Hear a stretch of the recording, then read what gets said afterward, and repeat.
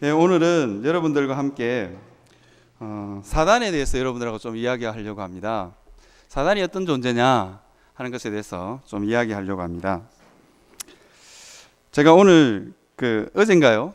유튜브에 아주 재밌는 동영상이 하나 떠서 재밌게 본 적이 있어요. 멧돼지 한 마리가 어슬렁어슬렁 거리다가 잠자는 사자를 들이받았어요. 들이받았는데 이 사자가 갑자기 뭐 시커먼 게 와서 툭 들이받으니까 잠자던 사자가 놀래가지고 도망을 갔어요. 한참을 도망을 가다 보니까 사자가 갑자기 멈췄었어요. 나 사자야 이러는 투로 몰았었는데 자기를 받은 거 보니까 멧돼지거든요. 멧돼지도 사자를 받아놓고는 자기도 너무 놀래가지고 숲으로 도망을 갔어요. 조금 있다가 장면이 딱 끊겼는데 사자가 멧돼지를 물고 나오더라고요. 여러분, 이게 이제 예수 믿는 사람이 어떤 존재냐 하는 걸 여러분들에게 좀 말씀드리려고 이 이야기를 드렸어요. 그러니까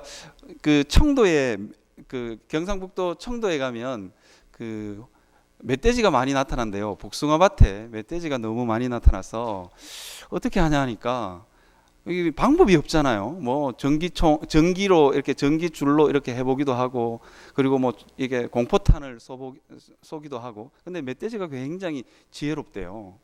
너무너무 지혜로워서 공포탄은 금방 알아보고요. 그리고 전기가 통하는 쇠사슬을 울타리를 해놓으면 그걸 탁 피해서 이렇게 들어오는 게 멧돼지래요. 생긴 건 참 무식하게 생겼는데 굉장히 머리는 좋은가 봐요. 그래서 이분들이 이 복숭아 농장 하시는 분들이 어떤 꾀를 냈냐면, 동물원에 가서 호랑이 배설물을 그에다가 그 밭 주위에 뿌렸대요. 그러니까 멧돼지가 얼씬도 안 한다 그래요. 그렇게 특효약이 없대요. 그냥 호랑이 배설물임에도 불구하고 이게 이제 겁이 나가지고, 호랑이가 없는데도 불구하고 겁이 나서 가까이 오지를 못하는 거예요. 예수 믿는 우리에게 그리스도인과 사탄의 관계가 이와 같습니다. 우리는 이 사실을 잘 모르는 것 같아요. 많은 분들이 두려움에 휩싸이기도 하고, 많은 분들이 그렇게 살아요. 그런데 실제로 우리의 존재가 어떤지를 알면 이게 전혀 두려운 존재가 아니죠. 사탄이 어디서부터 기원했느냐? 이게 하나님께서 이 사탄에게 고유명사의 이름을 붙여준 적이 없어요. 사탄은 고유명사가 아니라 히브리어 사타나라는 대적하다라는 동사에서 나왔어요. 그리고 이제 신약 성경에도 보니까 이게 이제 디아블로스, 그 다음에 아블리온 뭐 이렇게 이름을 붙였어요. 대부분 다 대적하는 자, 참소하는 자 뭐 이런 뜻이에요. 이런 뜻이라서 하나님이 한 번도 이 사단에게 고유명사의 이름을 붙여준 적이 없어요. 이유가 뭐냐? 별로 그렇게 인격적인 존재도 아니고 별로 그렇게 중요한 존재가 아니기 때문입니다.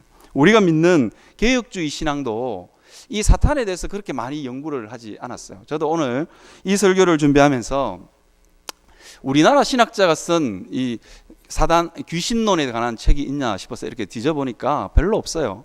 별로 그렇게 중요하게 취급하지 않았어요. 이유가 뭐냐? 예수 믿고 구원받으면 이 사단과 귀신의 문제는 아주 자연스럽게 이게 해결이 되기 때문입니다.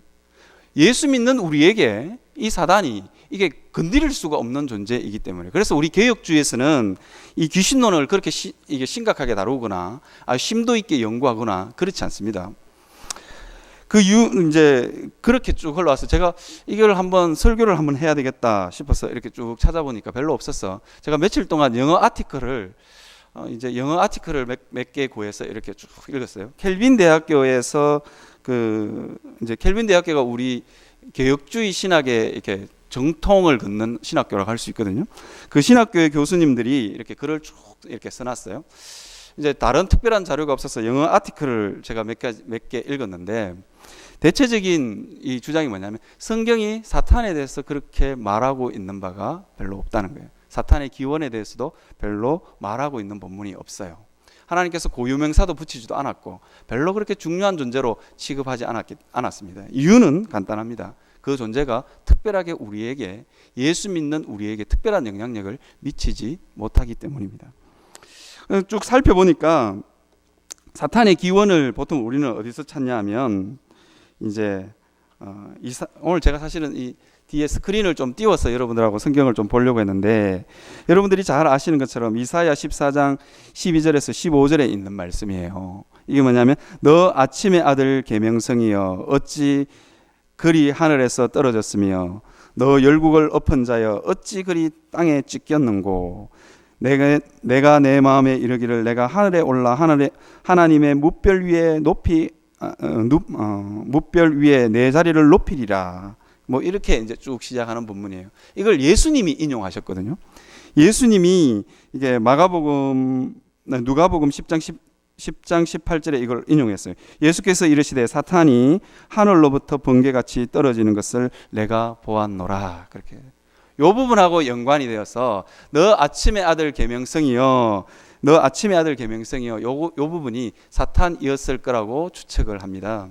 그런데 우리가 알고 있는 사탄에 대한 수많은 정보들은 대부분 다 성경에서 기초한 것이 아니라 이게 문학에서 기초했어요. 특히 영문학을 전공하신 분들은 잘 알겠지만 그 단테의 신곡입니까? 거기서 대부분 다 이게 기인했어요. 성경에 어디에도 보면 여러분들 대부분 다 이렇게 알고 계시고요. 사탄이 타락한 천사가, 교만한 천사가 어떻게 했냐면 하나님께 전쟁을 일으켜서 패해서 이 땅에 떨어졌다, 이렇게. 저는 이게 단테의 신곡에 나오는 내용이거든요.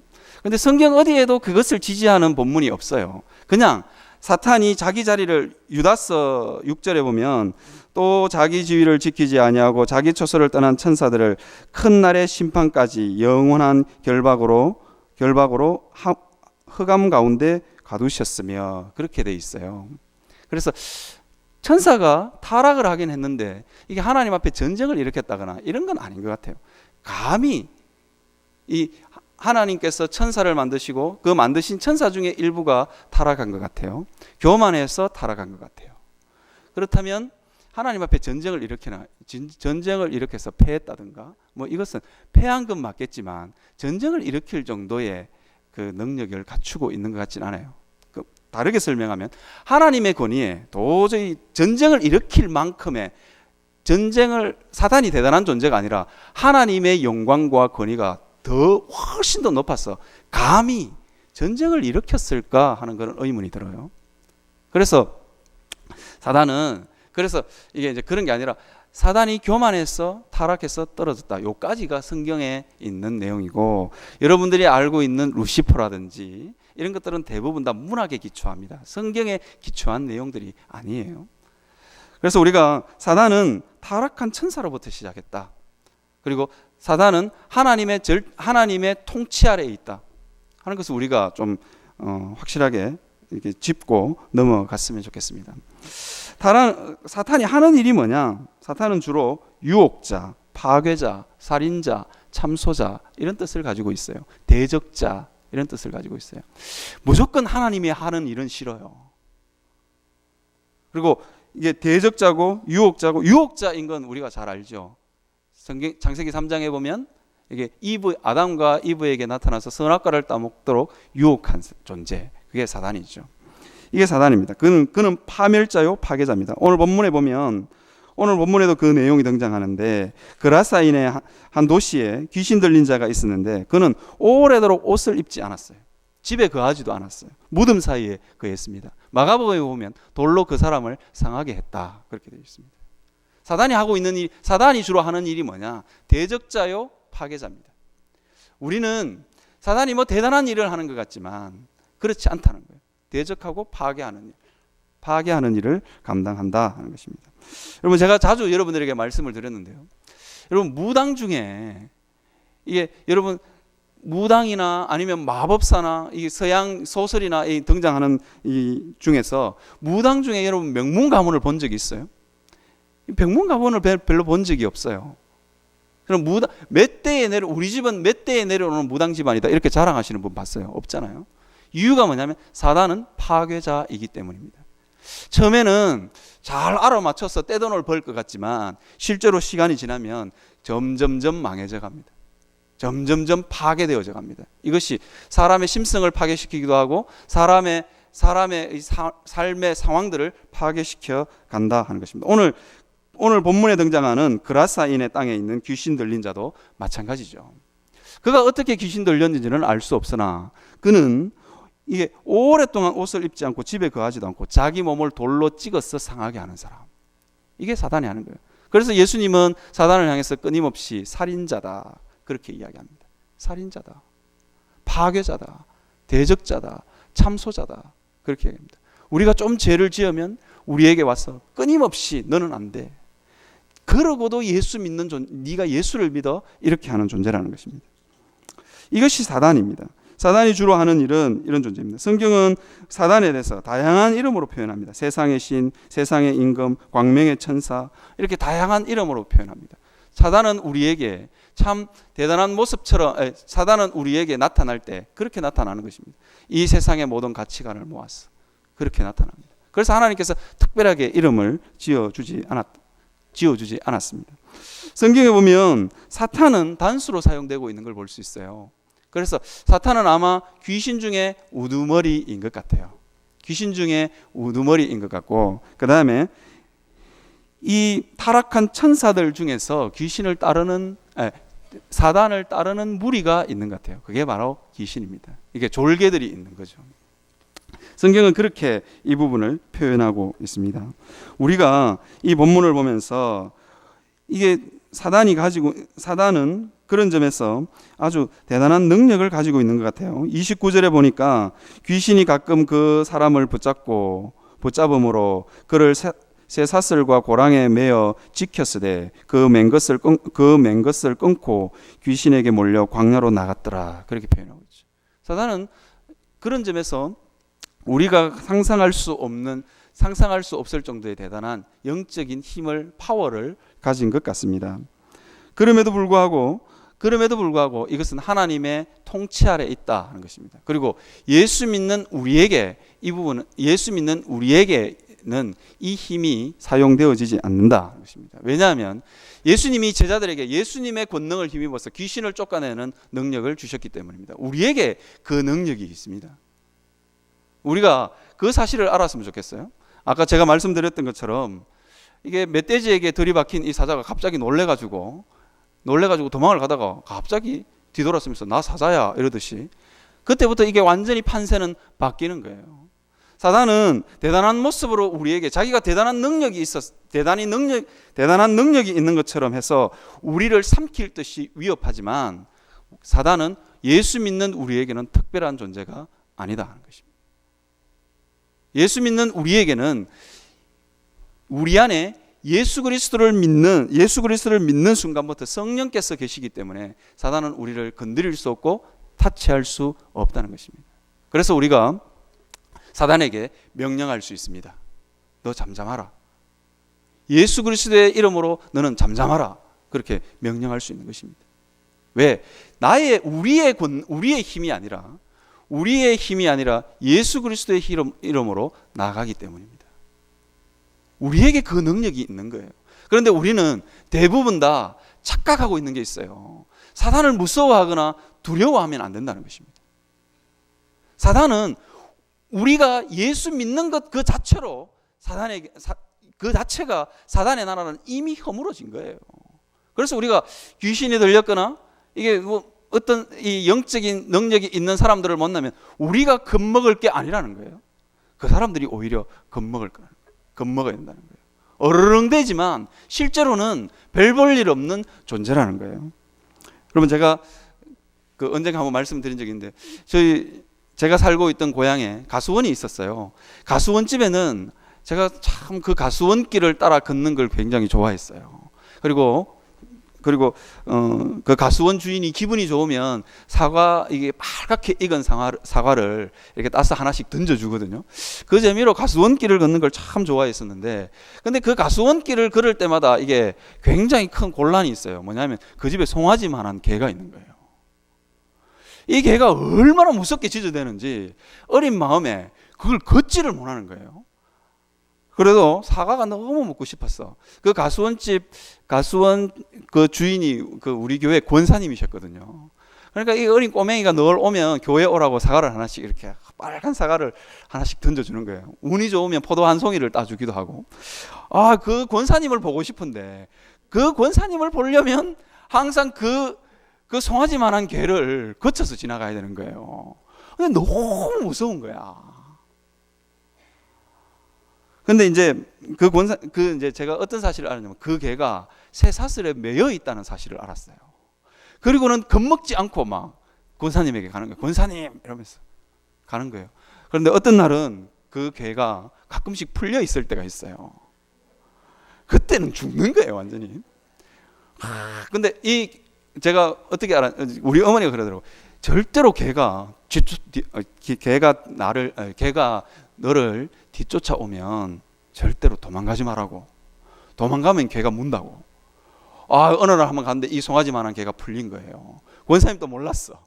막 따라오는데 평상시 같으면 권사님이 보통 불러가지고 이 개를 이게 짝대기 같은 걸로 이렇게 두들겨 패서 자기 다시 매거든요. 근데 권사님이 안 나타나. 어디 갑니까? 앉으세요. 말씀 다 들어야지.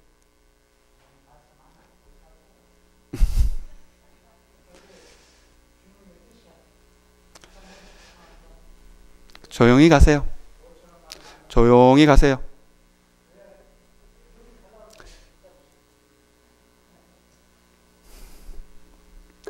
오늘 설교에 아주 좋은 모범 케이스가 하나 왔는데, 네, 가세요. 네, 저기 집중해 주십시오. 결정적인 순간에 나가고 말이야. 네, 오늘 한 본때를 한번 보여드릴게요. 그냥 가시네. 네, 그래서 쫓아오는 거예요. 한참 쫓아오니까 이 개가 송아지만한 개가 쫓아오니까 너무 무서운 거예요. 그때 우리 어머니가 말씀했던 게 기억나더라고요. 돌아서서 돌멩이를 집어서 개에게 던져라. 제가 곧 물릴 것 같은 거예요. 그래서 딱 써가지고는 한 방 탁 던졌는데 개가 맞고는 진짜 그 송아지만한 개가 도망을 가더라니까요. 그때 알았어요. 도망가면 안 되는구나. 마찬가지입니다. 우리가 오늘 이 본문에 보면 예수님이 나타나자 사단이 알았어 막 벌벌 두려워 떨어요. 그 이유가 뭐냐? 예수님이라는 존재가 그런 존재예요. 우리가 자꾸 겁을 먹기 때문에 문제가 생기는 거지. 사탄에 대한 분명한 지식이 우리에게 있어야 되는 것입니다. 예수 그리스도의 십자가의 보혈의 능력이 뭐냐? 이 사탄의 권세를 허문 거예요. 이미 결박된 존재요. 이미 활동할 수 없을 존재예요. 그래서 우리가 예수 그리스도의 이름으로 나아가면 여러분들의 공로가 아니라 예수 그리스도의 이름으로 나아가면 이게 잡히는 거예요. 제가 아까 여기 앉아있었던 분, 술 드신 것 같던데 제가 아까 딱 저 눈을 확 째려보길래 저도 확 째려보면서 제가 눈이 크잖아요. 그럼 제가 딱 한마디 했어요. 선생님, 예수 그리스도의 이름으로 기도해 드릴 테니까 조용히 계세요. 그래. 가만히 안 놔두면 계속 떠들 것 같았어. 그러니까 저에게 귀를 이렇게 내밀었어요. 그래서 제가 예수 그리스도의 이름으로 내가 당신에게 명령하니까 조용히 하시라고. 술 먹었으면 조용히 하시라고. 그렇게 이야기하니까 가시네요. 여러분, 우리가 사단에 대한 분명한 지식이 있어야 됩니다. 우리는 사단이 감히 우리를 넘보지 못할 존재들이에요. 그걸 아셔야 돼요. 그런데 사단은 끊임없이 우리를 위협해요. 이게 사슬에 매여 있는 존재임에도 불구하고 우리를 계속해서 위협해요. 나는 너를 넘어뜨릴 수 있어. 너 인생을 파괴시킬 수 있어. 이렇게 계속해서 위협하는 거예요. 그 위협 앞에서 여러분, 우리의 공로를 가지고 나아가면 우리는 대부분 다 넘어집니다. 내 힘을 가지고 내가 가지고 있는 것을 나가면 대부분 다 넘어집니다. 왜냐하면 내가 교만하기 때문입니다. 사단이 가지고 있는 이데올로기가 뭐냐? 한 나라를 다스리려면 여러분, 이데올로기라는 게 있어야 되잖아요. 우리나라의 헌법이 있듯이 사단이 나라가 작동하는 원리가 있어요. 하나님의 나라는 어떤 원리에서 작동하냐? 사랑과 생명의 나라잖아요. 하나님의 나라는 이 원리에 의해서 돌아가요. 사단의 나라는 어떤 원리로 돌아가느냐? 교만이에요. 제가 아침 이사야서를 읽어드렸죠. 너 아침의 아들 계명성이여, 그렇게 시작하면서 뭐라고 했냐면 하나님의 무별 위에 내 자리를 높이리라. 교만이죠. 여러분, 에덴 동산에서 뱀이 하와를 찾아왔을 때 뭐라고 유혹하는지 아세요? 똑같은 원리로 유혹합니다.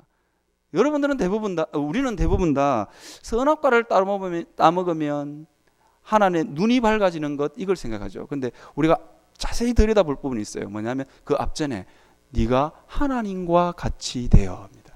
하나님과 같이 되어. 먹음직하고 보암직하고 지혜롭게 할 만큼 탐스럽게 한 건 뒤에요. 하와의 마음에 딱 결정적으로 꽂힌 게 뭐냐? 하나님과 같이 돼요. 이게 뭐냐? 교만이라는 거예요. 왜 자기 자리를 버리고 자기 지위를 지키지 아니하고 자기 처소를 떠났느냐? 교만이죠. 나는 하나님의 명령을 듣기 싫어. 이게 사단의 나라의 원리, 작동 원리입니다. 사단의 나라의 작동 원리입니다. 우리가 제가 아까 그랬죠. 예수 그리스도의 이름으로 명해야 귀신이 떠나가지. 뇌를 의지하고 나가면 대부분 다 넘어집니다. 왜? 사단이 가지고 있는, 사단의 나라가 작동하는 원리와 똑같은 원리이기 때문입니다. 내 공로, 내가 가지고 있는 힘을 의지하면 대부분 다 거기에 넘어지더라고요. 제가 한 번은 이런 적이 있어요. 어느 날 갑자기 교회에서 자매 하나가 기도하다가 고개가 갑자기 이러는 거예요. 진짜 제가 무슨 상담을 하는데 기도하다가 갑자기 이상하다면서 저한테 왔어요. 상담을 하는데 내가 무슨 말만 하면 그러는 거예요. 그래서 내가 너무 황당해가지고, 느낌이 이상한 거예요. 내가 하나님의 말씀으로 권면하는데 이거 흔드는 거예요. 흔들어. 아니라는 거예요, 자꾸. 그래서 내가 뭐라 했냐면 그 자매 보고 고개를 멈춰. 그러니까 이 자매가 뭐라고 하느냐, 저보고 뭐라 그랬냐면 이렇게 이야기하는 거예요. 목사님, 제가 흔드는 거 아니에요. 그러니까 이게 이제 더 황당하죠. 그러면서 내가 너 멈춰. 그렇게 이야기하니까 제가 하는 거 아니에요. 이러면서 계속 흔드는 거예요.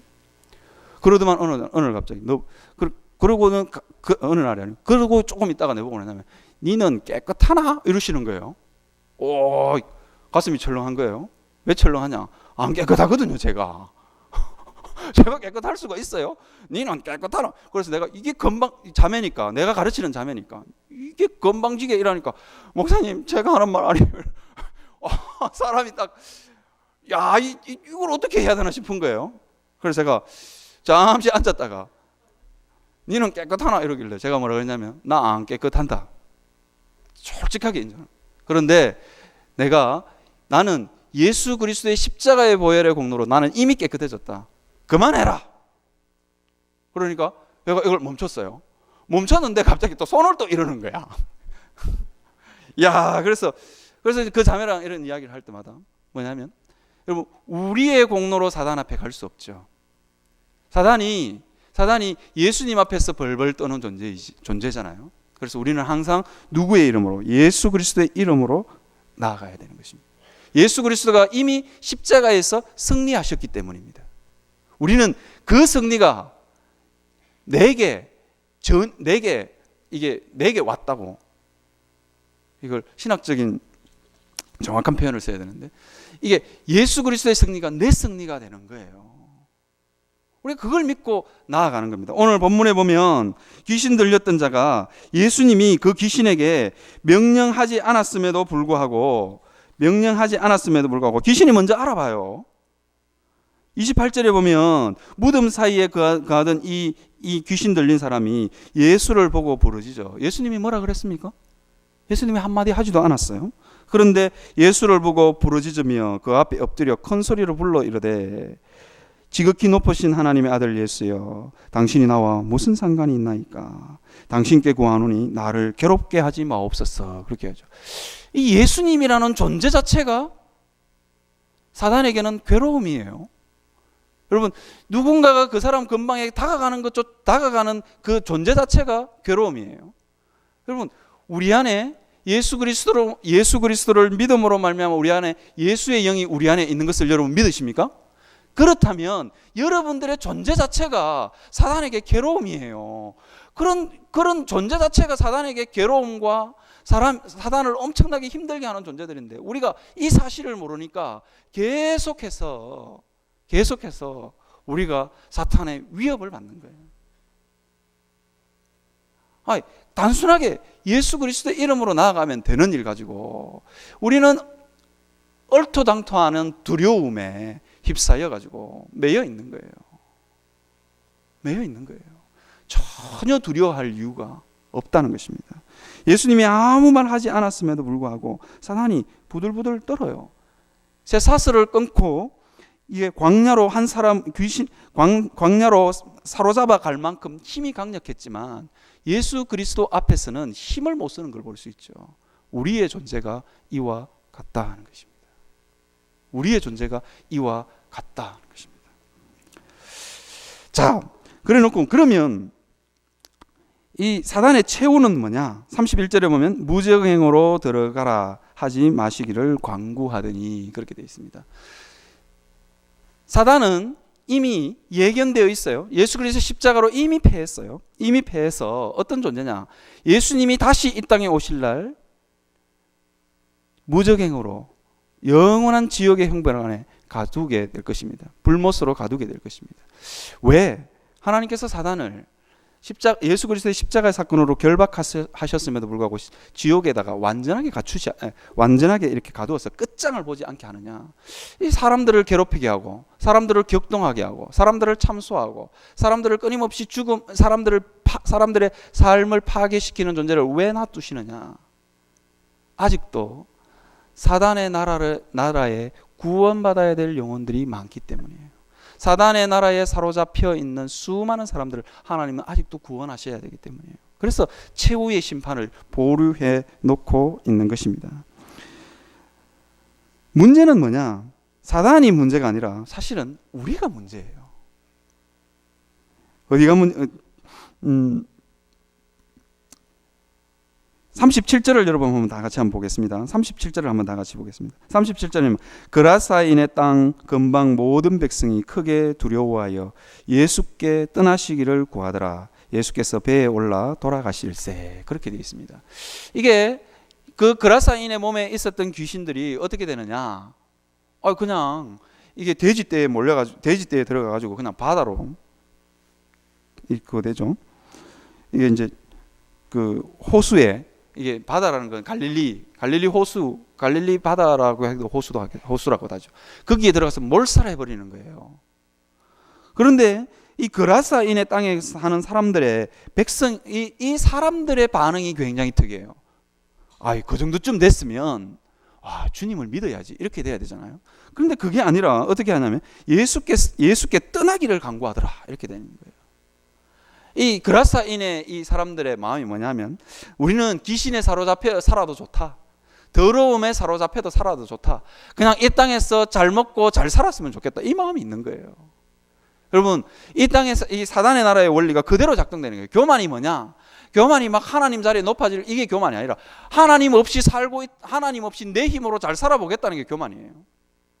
이게 교만이에요.